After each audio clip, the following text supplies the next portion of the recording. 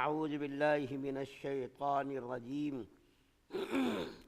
بسم اللہ الرحمن الرحیم وَيَا قَوْمِ هَٰذِهِ نَاقَةُ اللَّهِ لَكُمْ آيَةً فَذَرُوهَا تَأْكُلْ فِي أَرْضِ اللَّهِ وَلَا تَمَسُّوهَا بِسُوءٍ فَيَأْخُذَكُمْ عَذَابٌ قَرِيبٌ فَعَقَرُوهَا فَقَالَ تَمَتَّعُوا فِي دَارِكُمْ ثَلَاثَةَ أَيَّامٍ ذَلِكَ وَعْدٌ غَيْرُ مَكْذُوبٍ فَلَمَّا جَاءَ أَمْرُنَا نَجَّيْنَا صَالِحًا وَالَّذِينَ آمَنُوا مَعَهُ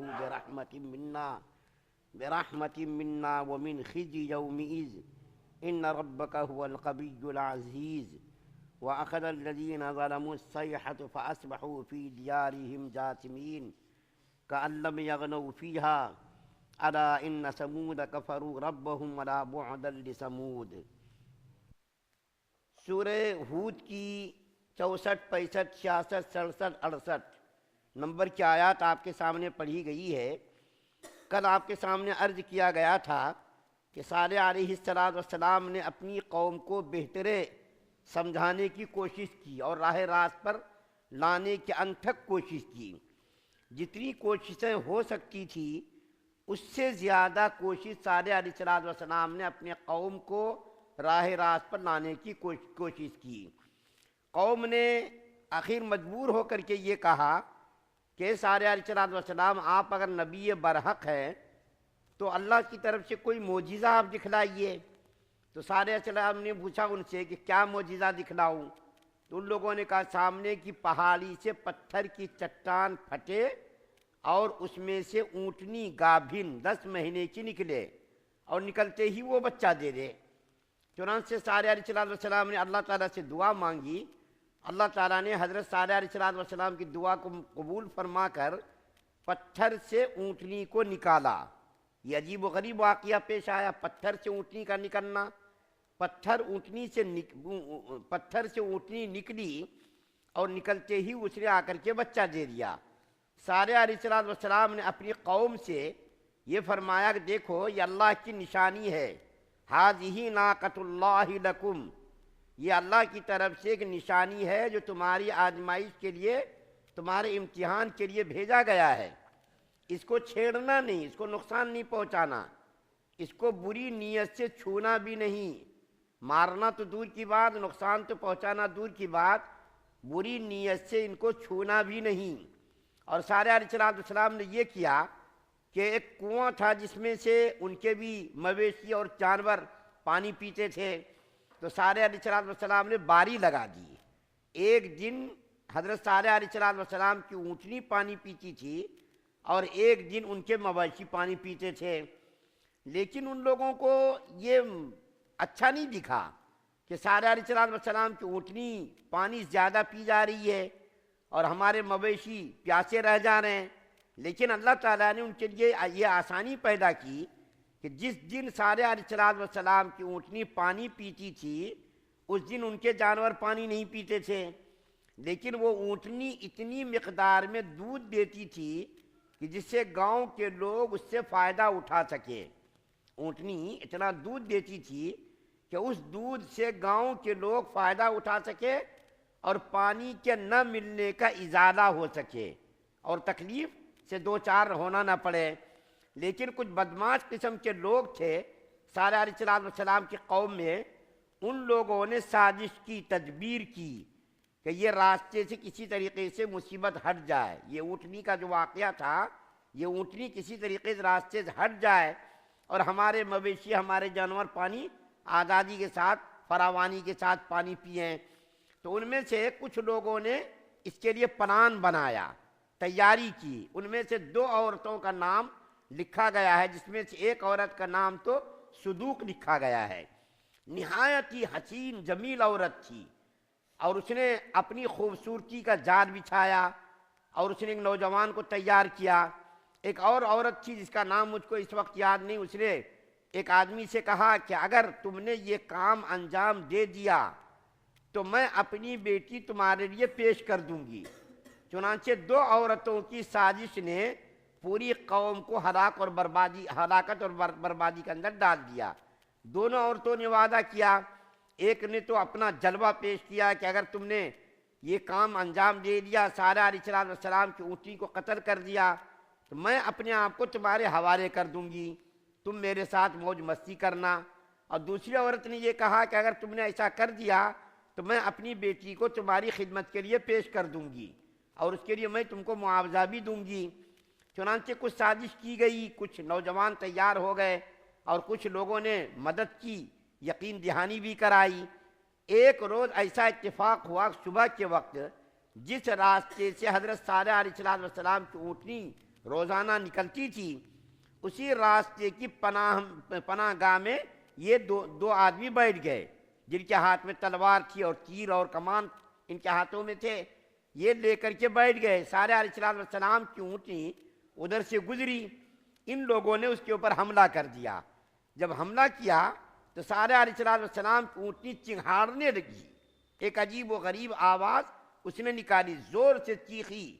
اس کی چیخ کی آواز سن کر کے تفسیر کے اندر لکھا ہے کہ اس کا جو بچہ تھا، وہ بچہ پہاڑ کی طرف جس طرف سے وہ اونٹنی نکلی تھی اسی طرف غائب ہو گیا بچہ، پھر اس کا پتہ نہیں چلا کہ وہ بچہ کہاں غائب ہوا۔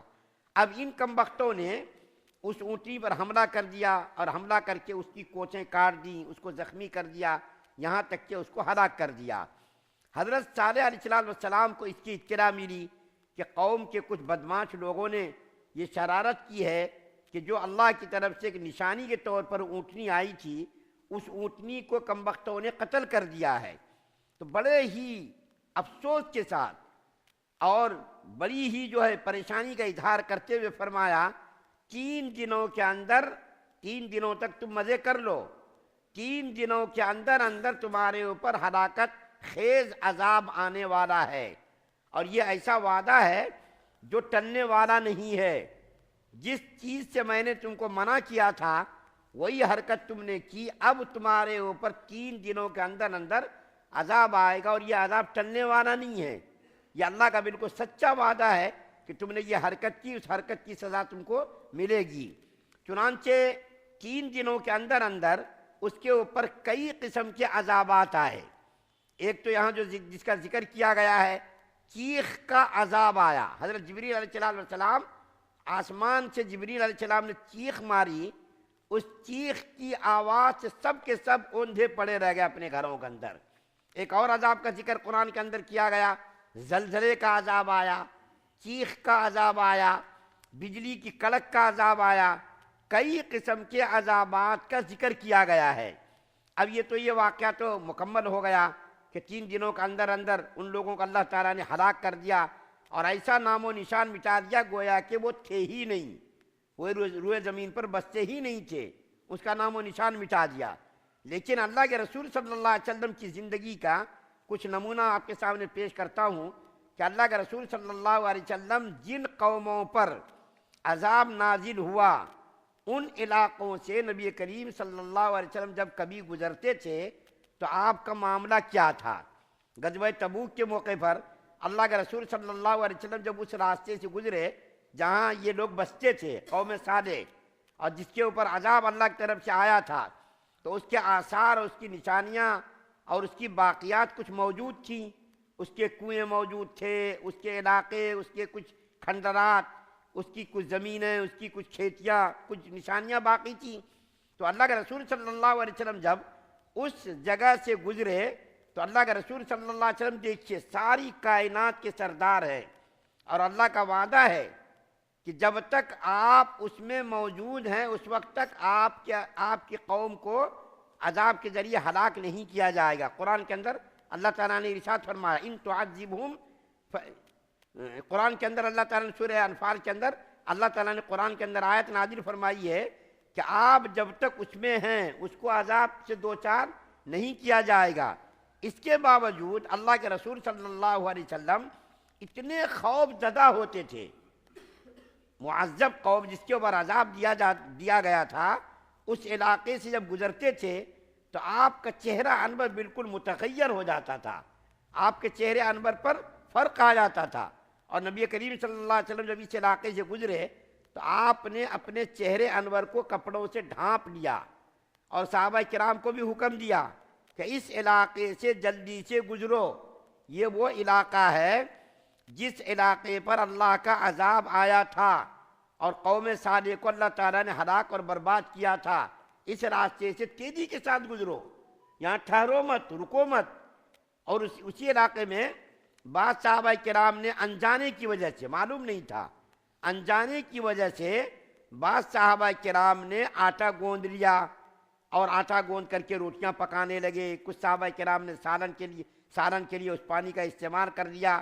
تو اللہ کے رسول صلی اللہ علیہ وسلم نے صحابہ کرام کو حکم دیا کہ جن جن لوگوں نے ان پانیوں سے، ان کے کنوؤں سے پانی نکال کر آٹا گوندا ہے اور سالن کے لیے پانی کا استعمال کیا ہے، ان پانیوں کے سے گوندے ہوئے آٹے کو جانور کو کھلا دو، قیدیوں کو کھلا دو، تم لوگ مت کھاؤ، کہیں ایسا نہ ہو کہ اس کے عذاب کا اثر تمہارے اندر بھی آ جائے۔ چنانچہ صحابہ کرام نے جو آٹا گوندا تھا، اس پانی سے گوندے ہوئے آٹے کو جانوروں کو کھلا دیا، سالن وغیرہ کو انہیں الٹا دیا، پھینک دیا، یا قیدیوں کو کھلا دیا، اس کو خود استعمال نہیں کیا۔ اللہ کے رسول صلی اللہ علیہ وسلم کی زندگی کے اندر یہ واقعات پیش آئے کہ اللہ کے رسول صلی اللہ علیہ وسلم نہایت ہی خوف زدہ ہوتے تھے، ڈرتے تھے معذب قوموں سے۔ ہم لوگ تو تماشا بنا دے رہے ہیں، کہیں کوئی تباہی آئے، بربادی آئے، کچھ بھی آئے، ہم لوگوں پر کچھ فرق پڑنے والا نہیں۔ کرونا کا فتنہ، اتنا بڑا فتنہ آیا جو دنیا کی تاریخ میں شاید ایسا فتنہ آیا ہو، ایسی آزمائش آئی ہو کہ ساری دنیا کے اندر ہلاکت ہی ہلاکت، موت ہی موت اپنی آنکھوں سے ہم دیکھتے تھے۔ لیکن ہماری زندگی کے اندر کچھ فرق آنے کے بجائے ہم اور آوارہ ہو گئے۔ ہمارے اندر جتنے گناہ کرونا کے زمانے میں ہوئے اور جتنی خرابیاں کرونا کے زمانے میں آئی، اتنی خرابیاں 50 سال کی گناہوں کو اگر مجموعہ کیا جائے، جمع کیا جائے، تو 50 سال میں اتنے گناہ نہیں ہوئے جتنے گناہ کرونا کے 2-3 مہینوں کے درمیان ہوئے۔ ہمارے اندر کچھ بھی فرق نہیں پڑتا۔ اللہ کے رسول صلی اللہ علیہ وسلم سے اللہ تعالیٰ نے وعدہ کیا کہ آپ کو ہلاک نہیں کیا جائے گا، آپ کی قوم کو بھی ہلاک نہیں کیا جائے گا۔ اس کے باوجود اللہ کے رسول صلی اللہ علیہ وسلم کے خوف کا یہ عالم تھا، ڈرتے تھے، چہرہ انور متغیر ہو جاتا تھا۔ لیکن ہم لوگ تو تماشا بنا رہے ہیں، کوئی بھی مصیبت آ جائے، کوئی عذاب آ جائے۔ جب جو سونامی کی لہر آئی تھی، آپ کو معلوم ہوگا 2005 میں غالباً جو سونامی کی لہر آئی تھی، کتنے ممالک تباہ ہو گئے، کتنے گاؤں بستیاں تباہ ہو گئیں۔ اس موقع پر بھی ہم لوگوں نے تماشا بنایا، ہم لوگوں کی زندگی میں کوئی فرق نہیں آیا، اور ابھی بھی فرق نہیں آنے کی امید ہے، اور ایسے کچھ آثار بھی نہیں ہیں کہ ہماری زندگیوں میں کوئی فرق آئے گا، ہماری زندگیوں میں کوئی تبدیلی آئے گی۔ مسجدوں کو آباد کریں گے، گناہوں سے توبہ کریں گے، سود خواری، حرام خوری، جھوٹ، رشوت، جو گناہ کے کام ہیں ان گناہوں کو چھوڑیں گے، اس کے لیے ہم تیار نہیں ہیں۔ کسی بڑے عذاب کا انتظار ہے، آج دنیا کو کسی اور بڑے عذاب کا انتظار ہے جو کرونا سے بھی خطرناک ہو، یا اس سے اور سونامی لہر آئی تھی اس سے بھی خطرناک ہو۔ اس قسم کے عذابات کا آج لوگوں کو انتظار ہے، اور وہ عذاب آئے بھی تو شاید ہم تبدیل ہونے کے لیے تیار نہیں، ہمارے اندر چینجنگ نہیں آئے گی، ہم بدلیں گے، ایسا کوئی آثار اور ایسے کوئی امکانات نہیں ہیں۔